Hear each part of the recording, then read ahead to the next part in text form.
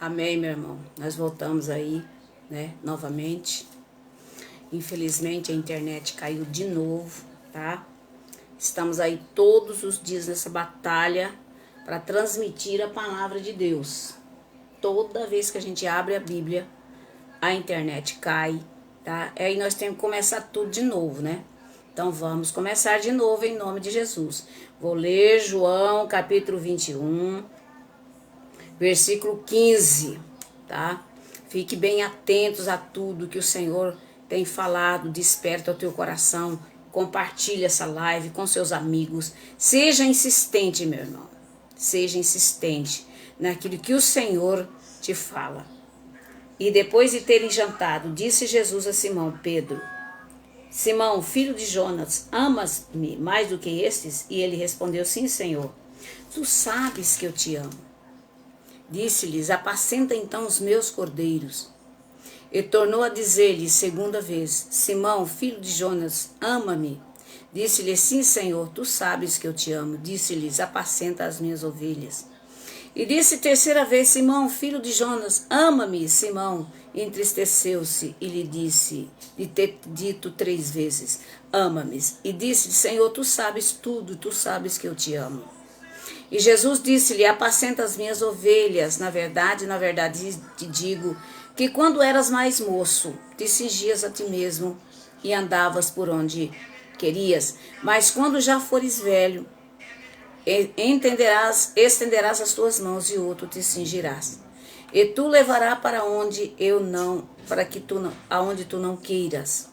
E disse isso, significando com que morte havia ele de glorificar a Deus. E disse-lhes: segue-me. E Pedro, voltando-se, viu e o seguia. Aquele discípulo a quem Jesus amava e a quem a ceia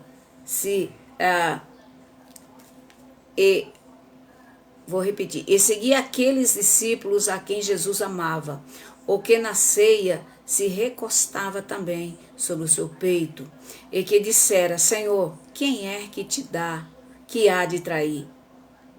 E vendo Pedro a este, disse a Jesus: Senhor, é deste que será? Disse-lhe Jesus: se eu quero que ele fique até que eu venha, que te importa a ti? Segue-me tu. Aleluia. Está aqui a palavra de Deus para o seu coração, que você nesta manhã medite no livro de Deuteronômio, capítulo 5:32. Presta atenção aqui.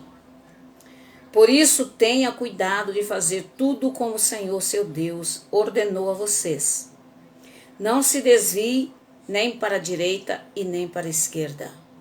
Deuteronômio 5:32.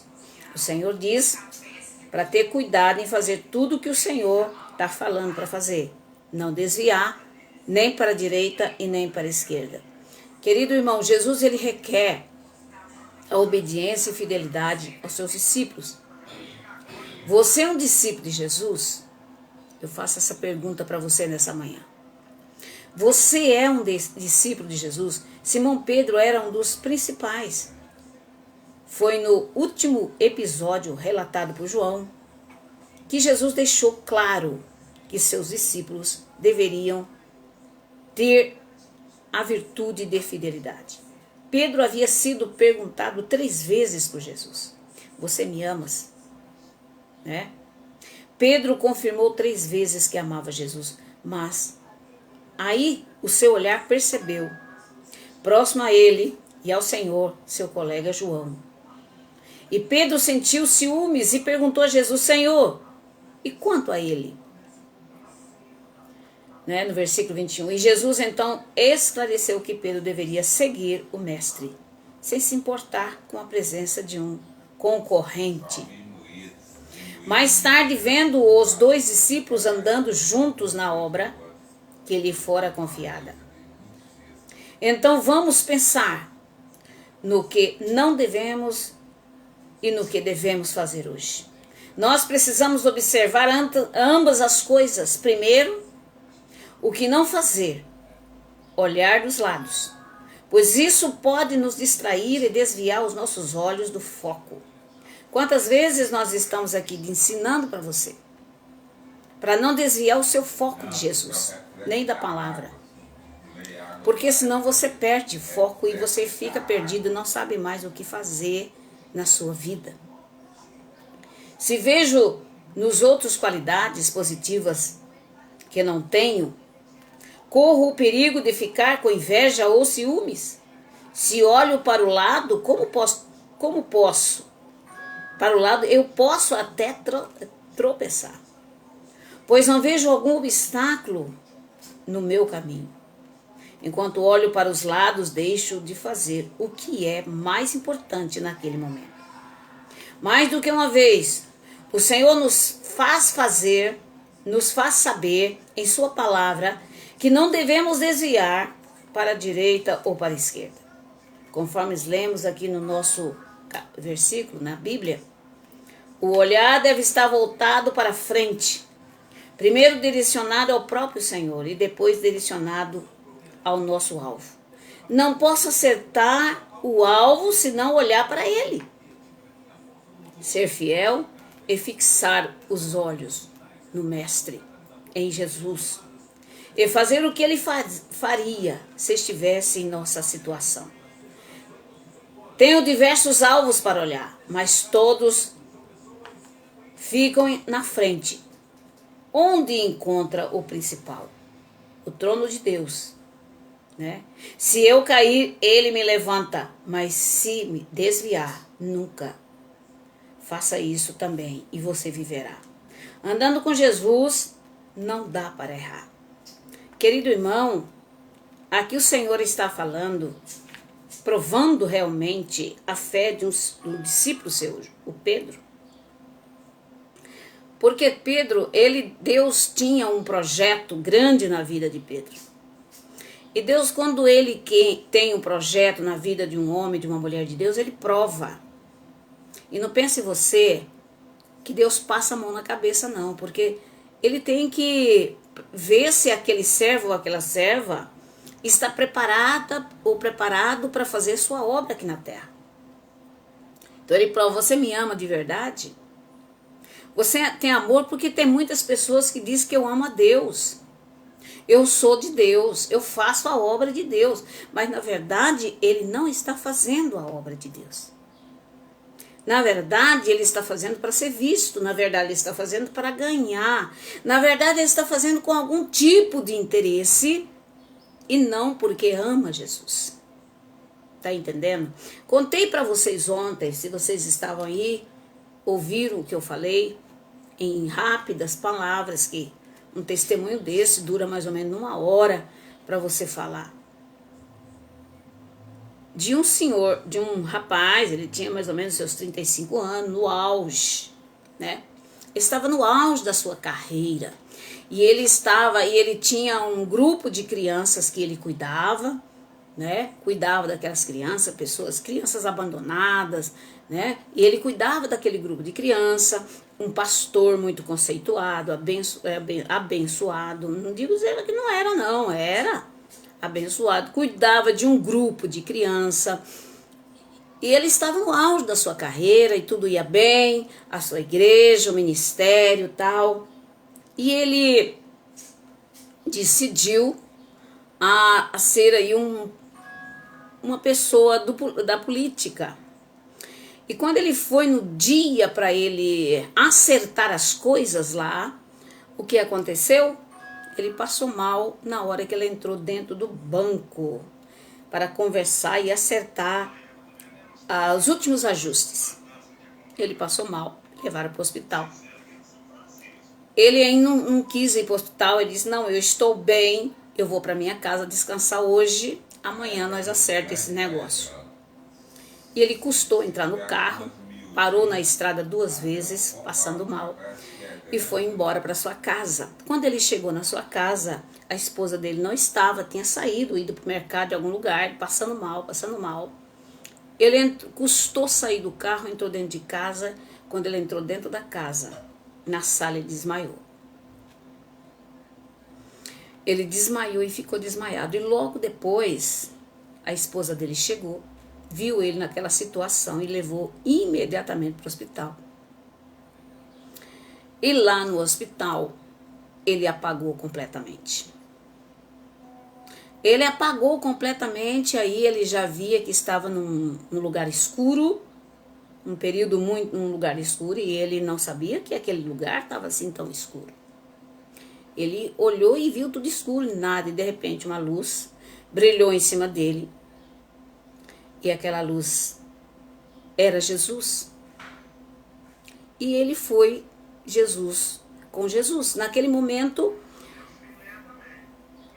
Jesus parece que não estava muito feliz com a partida dele da terra.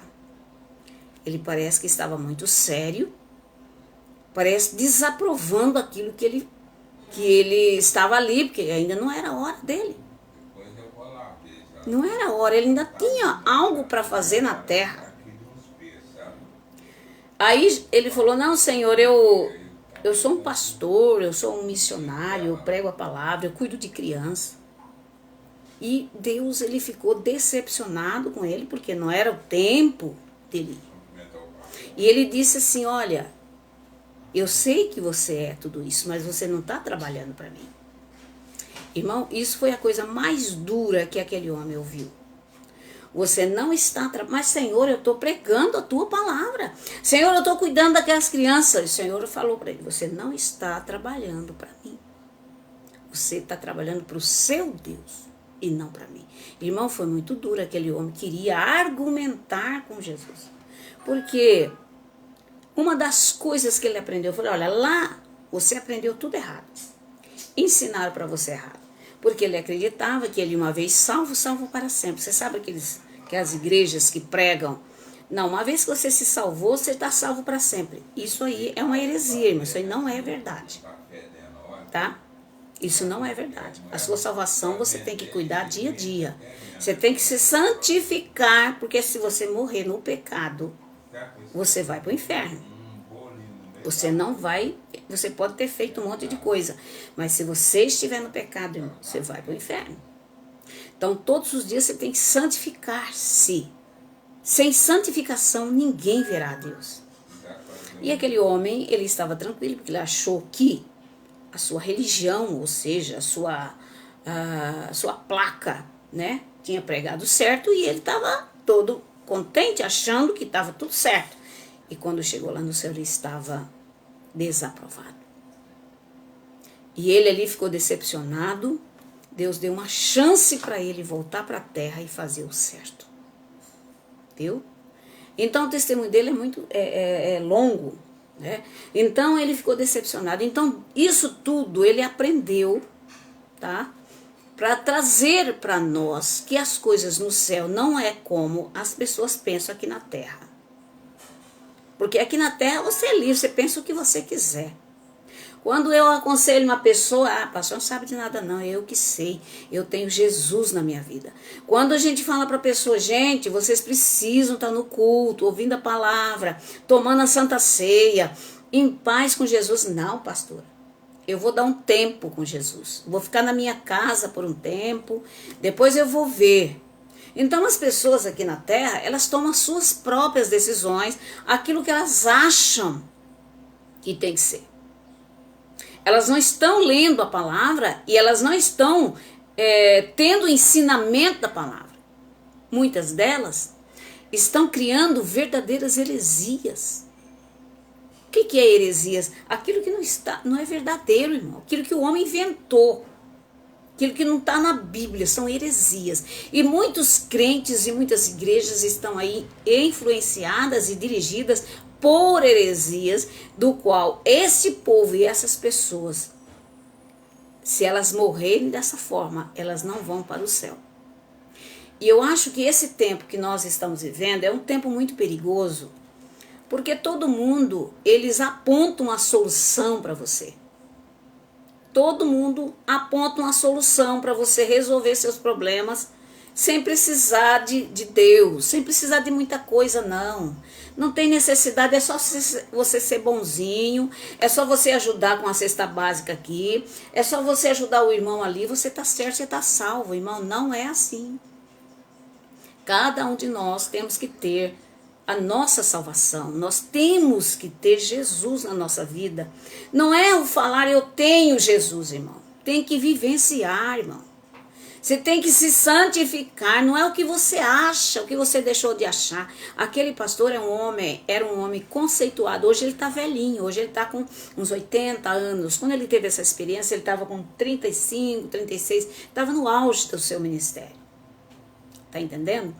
E aí, hoje ele está velhinho contando tudo isso, dizendo para os irmãos, gente, eu aprendi de maneira errada, me ensinaram e eu tive a oportunidade, enquanto muitos não terão essa oportunidade. E neste momento que você está aí na sua casa, no seu mundinho, o Senhor, na sua misericórdia e sabedoria, Ele usa a mim, esta que está falando com você, muito pequena, para dizer para você tem que tomar uma posição diante de Deus e não ficar com orgulho em achar que você ora quantas horas, que você vai para um monte, que você lê a Bíblia. Realmente isso que você está fazendo é para Jesus?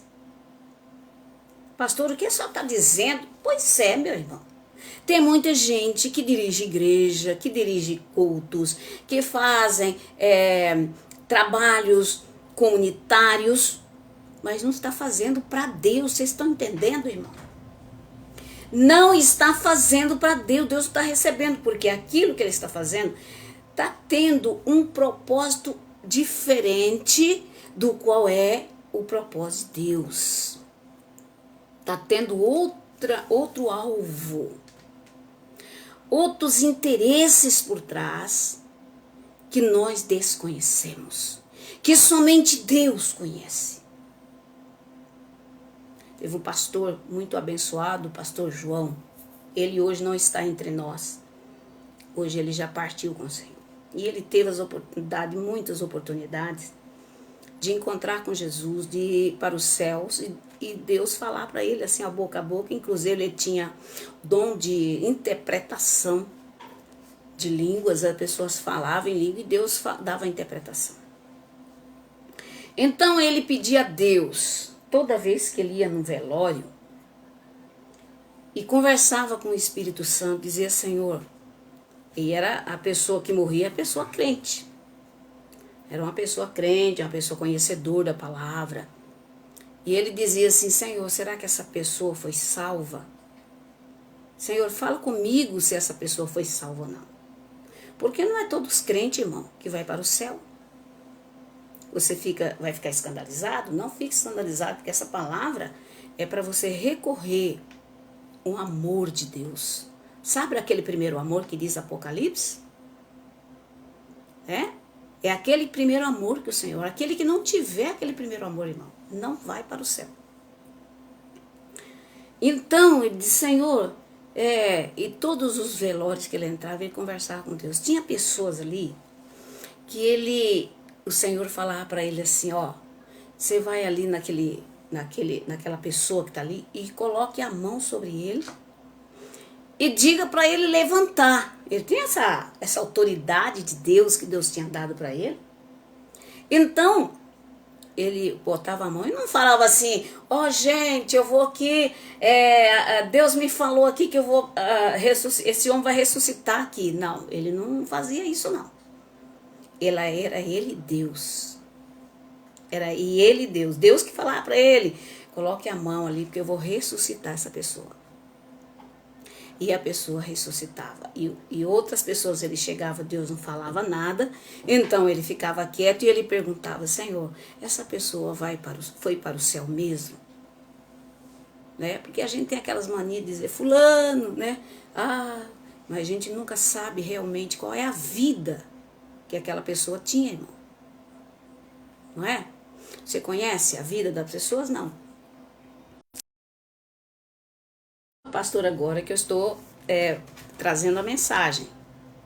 Então, querido irmão, querida irmã, então Deus dava direção para ele o que ele tinha que fazer. Eu acho lindo a maneira que ele trabalhava. Ele não tinha igreja, não. Ele fazia a igreja nas casas que ele fazia reunião, orava pelas pessoas e ensinava. Então, qual é a minha objetivo, a minha preocupação agora? É que cada um de nós, pastora, atenda aqui o telefone, que cada um de nós tenhamos o firme projeto e propósito no coração de servir ao Senhor, de buscar a presença de Deus, de santificar-se, entregar verdadeiramente a sua vida para Jesus, irmão. Não é dizer, não é falar, porque Deus conhece o teu coração e a tua alma. Se santifique, irmão, todos os dias na sua vida. Entregue totalmente a tua vida, o teu coração ao Senhor. Em nome de Jesus, tá bom? Vamos orar. Vamos pedir o Espírito Santo que vá de encontro a você agora.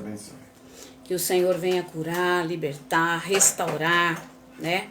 A sua casa, a sua família. Que você neste momento reconheça seus erros, seus pecados e volte para Jesus enquanto há tempo, tá? Em nome de Jesus.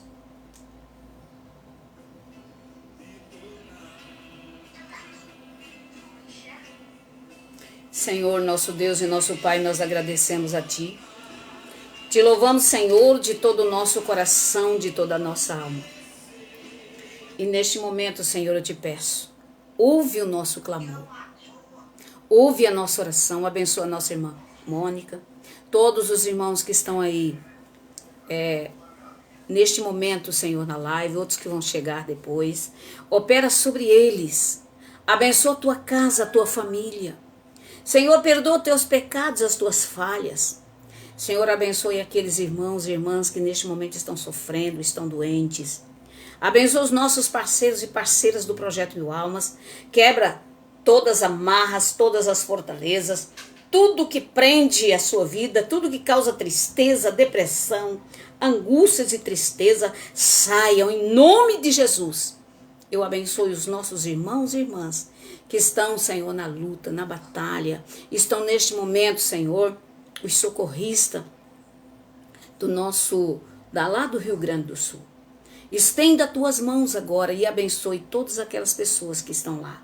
Proteja elas, Pai, abençoa elas, fortalece a fé de cada uma delas. Que o Senhor derrame o seu Santo Espírito e console aquele povo que neste momento estão chorando, estão sangrando, Pai.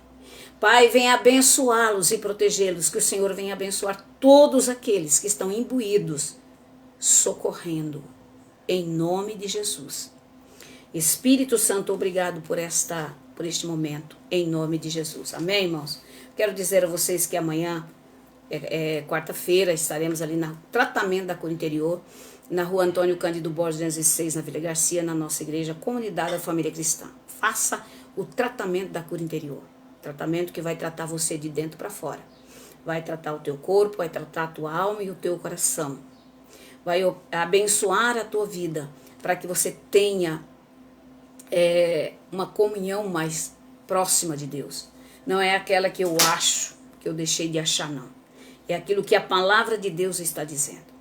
E é preciso que cada um de nós abramos os nossos olhos e ouvidos para ouvir o que Deus tem a dizer.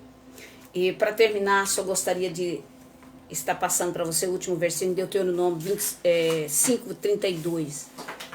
Por isso tenha cuidado de fazer tudo que o Senhor, seu Deus, ordenou a vocês. Não se desvie nem para a direita e nem para a esquerda. Deuteronômio 5:32. Medite nessa palavra em nome de Jesus. Que Deus venha abençoar grandemente a tua vida e até amanhã estaremos aqui de volta das 10 ao meio-dia, das 11h20 ao meio-dia pelo Facebook, tá bom? Compartilhe, esteja compartilhando com seus amigos e parentes para que eles também sejam abençoados, sejam alcançados aonde quer que eles se encontrem, em nome de Jesus, através da palavra, tá bom? Que Deus abençoe os irmãos, as irmãs, em nome de Jesus.